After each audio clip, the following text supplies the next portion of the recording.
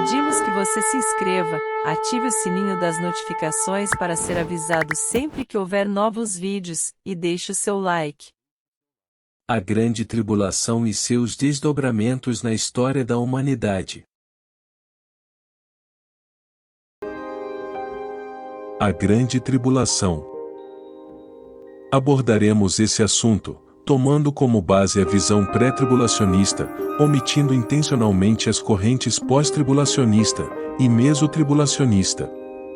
O mais importante, porém, nessa discussão, é que as três interpretações concordam que Cristo voltará, embora discordem da cronologia do evento.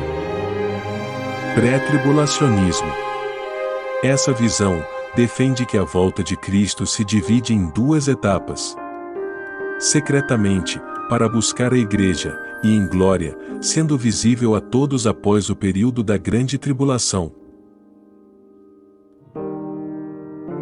A sequência dos eventos.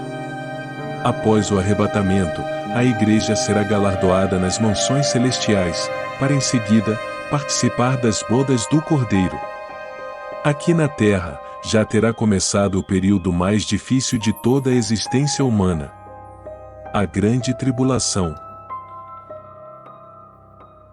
Deuteronômio 4:30 diz: Quando vocês estiverem sofrendo, e todas essas coisas tiverem acontecido com vocês, então, em dias futuros, vocês voltarão para o Senhor, o seu Deus, e lhe obedecerão.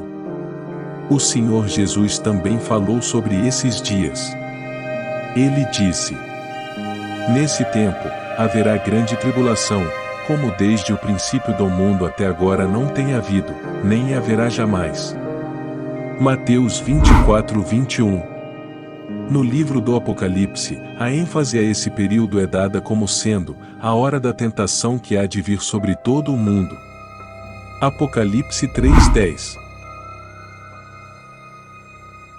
Alguns teólogos defendem que esse texto não se refere aos cristãos mortos nesse período específico, aqui chamado de a Grande Tribulação, mas a todos os cristãos, de todos os tempos da história da Igreja.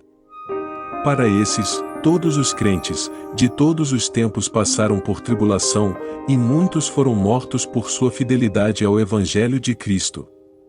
Porém, outros, defendem que o texto é claro, afirmando que muitos fiéis serão mortos durante o período de 7 anos, denominado a Grande Tribulação. A Igreja passará pela Grande Tribulação?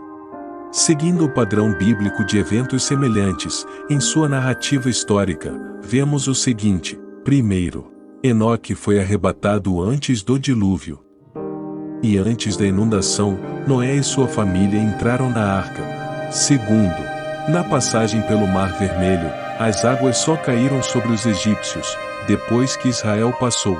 Terceiro, Elias, o profeta, subiu para o céu, num redemoinho, antes do cativeiro. Quarto, acredita-se que após a Igreja ser levada para o céu, o mundo entrará em um período de trevas, haja vista a Igreja ser chamada de a luz do mundo.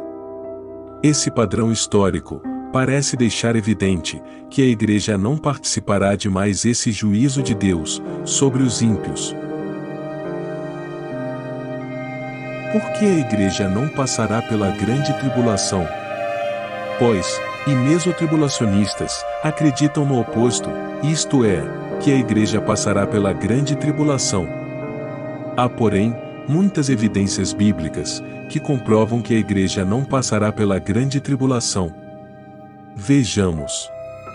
Primeiro, a noiva de Cristo estará no céu durante este período, dando fim ao seu sofrimento.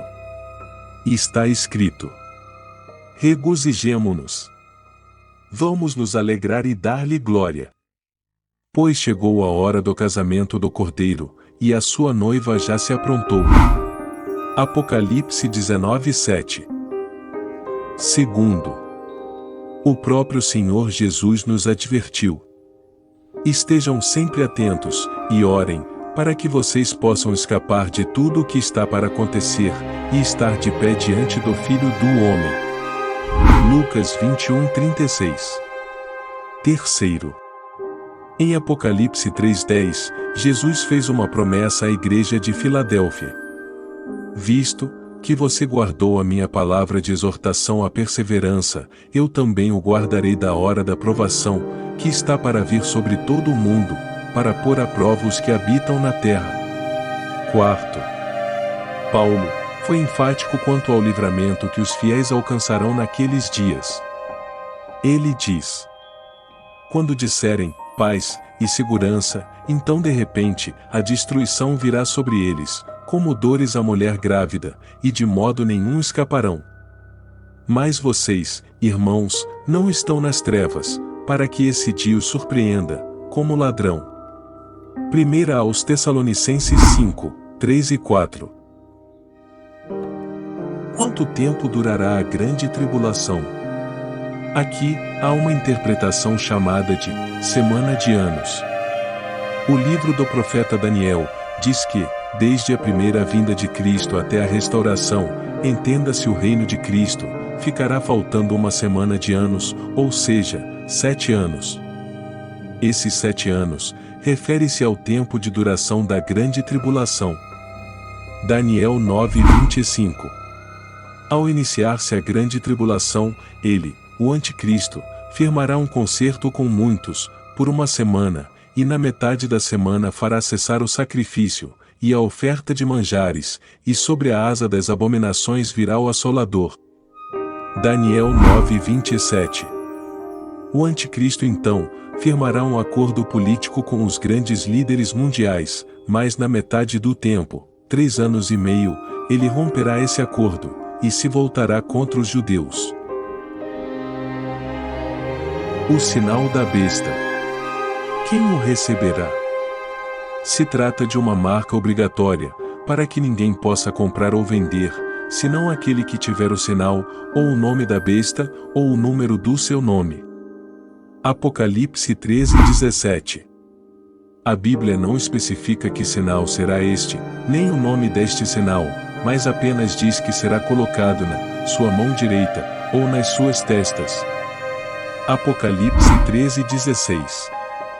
Porém, a igreja não receberá esse sinal, pois será apenas para aqueles que permanecerem na terra. A igreja já terá sido arrebatada neste período. As duas testemunhas. Enquanto o anticristo e o falso profeta comporão uma dupla maligna, que liderará o governo maligno na terra, outra dupla lhes resistirão, e representarão as forças celestiais. Essa dupla será composta por duas testemunhas enviadas por Deus. Eles profetizarão, e com grande poder e dado por Deus, farão grandes sinais e prodígios. Apocalipse 11, 3 ao 6. Durante a primeira metade da grande tribulação, 3 anos e meio, as duas testemunhas exercerão o seu ministério. Serão identificadas pelo título de As Duas Oliveiras, e os dois castiçais, que estão diante do Deus da terra. Apocalipse 11:4. Ninguém poderá vencê-las, enquanto não cumprirem todos os desígnios de Deus. Porém, assim que o terminarem, serão mortas, mas ressuscitarão depois de 3 dias e meio, à semelhança do Senhor Jesus, sendo assuntas ao céu, à semelhança de Elias, Enoque, e do Senhor Jesus. Apocalipse 11:11 e 12. A manifestação de Cristo com poder e glória. Este grande evento histórico se passará no final da grande tribulação, e não deve ser confundido com o arrebatamento da igreja, que ocorrerá antes da grande tribulação. Por ocasião do arrebatamento, Cristo não se manifesta ao mundo, mas aguarda a igreja glorificada nos ares, e lá a recebe triunfante sobre o mal, o diabo e o pecado. 2 aos Tessalonicenses 1, 5 e 6. Então o noivo, que é Cristo, e a noiva, sua igreja, entram nas bodas do Cordeiro, que será uma grande festa no céu. 1 aos Tessalonicenses 4, 16 e 17. A duração dessas bodas coincidirá com a duração do período da grande tribulação, aqui na terra. Ao final então, aparecerá no céu o sinal do Filho do Homem, e todas as tribos da terra se lamentarão, e verão o Filho do Homem, vindo sobre as nuvens do céu, com poder e grande glória. E ele enviará os seus anjos com rijo clamor de trombeta, os quais ajuntarão os seus escolhidos desde os quatro ventos, de uma à outra extremidade dos céus. Mateus 24, 30 e 31. Agora, Cristo será visto por todos, diferentemente do arrebatamento, quando o mundo será apanhado de surpresa, testemunhando o desaparecimento de um sem número de pessoas por todo o globo terrestre.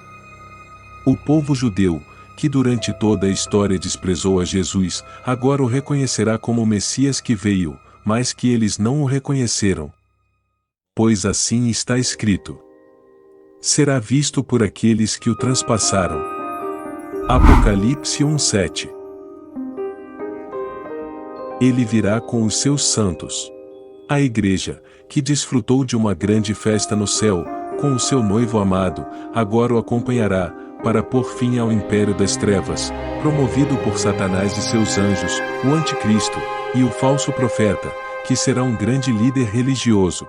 Sobre esse retorno, está escrito: para confirmar os vossos corações, para que sejais irrepreensíveis em santidade, diante de nosso Deus e Pai, na vinda de nosso Senhor Jesus Cristo, com todos os seus santos. 1 aos Tessalonicenses, 3:13. Conclusão.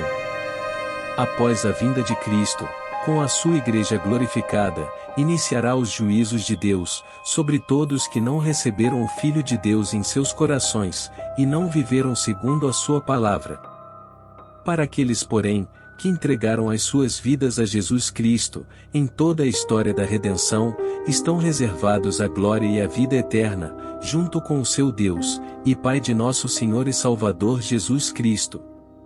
Amém.